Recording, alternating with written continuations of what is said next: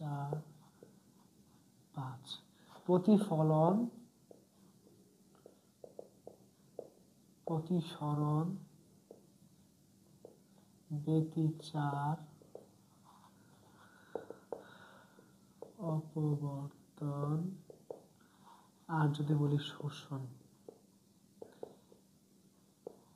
দেখো আলো এসব ধর্মগুলা প্রকাশ করে।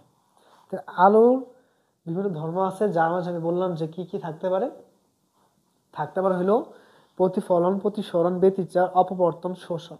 তাহলে প্রতিফলনটা কি? ধরো এটা হচ্ছে আমার একটা গ্লাস,